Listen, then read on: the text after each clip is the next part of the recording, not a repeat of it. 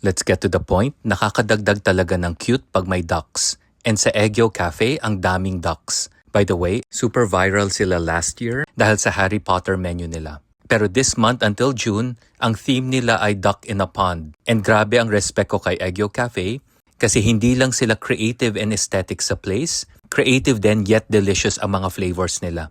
And I tried a total of 7 items. And let's be honest, this is not a sponsored post. I paid for my order. And para hindi na kayo mahirapan, ito ang essential information nila. And here is their social media page. Message them for questions, wag ako. We tried a total of 7 items. Kasama ko pala si What's Next Jeff. Please support his page also for cafe and food discoveries. Number 1, Matcha Banana Einsteiner. Delicious ito for me.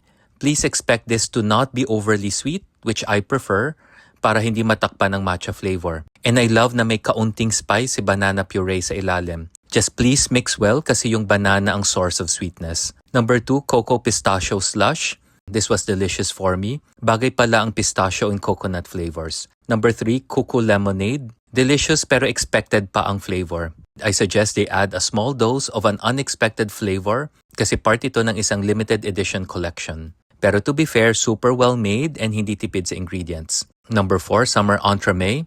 Absolutely beautiful, kaya ang sakit sa loob kainin. This was delicious. Gustong-gusto ko yung quiet raspberry foam inside, tapos merong bursts of mango flavor. Inaabangan ko talaga ang limited time collections ni Eggyo Cafe because aside from a new menu, new decor din sila. Bumalik sa harap si Gigantic Duck na gusto ko talagang iuwi. Ang hirap lang talaga iuwi sa tricycle. Obsessed din ako sa fabric lilies nila hanging from their always gorgeous ceiling na may skylight. Of course, mainstays pa rin ang beautiful bathroom nila na merong parang northern lights sa ceiling. And beautiful din yung relatively new alfresco area nila na parang garden sa Korea.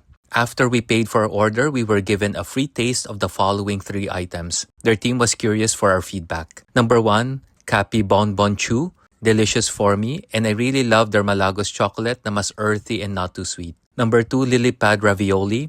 This was delicious. Gusto ko yung contrast ng savory ravioli sa brightness ng lemon butter. Number 3, Butter Talk. Viral daw ito sa Korea. So para siyang cookie na parang muffin. Both versions were delicious for me. Overall, this was such a creative and delicious collection from one of the most creative and heartwarming cafes in Metro Manila. Eggyo Cafe talaga is such a cheerful light sa panahong ginagalawan natin.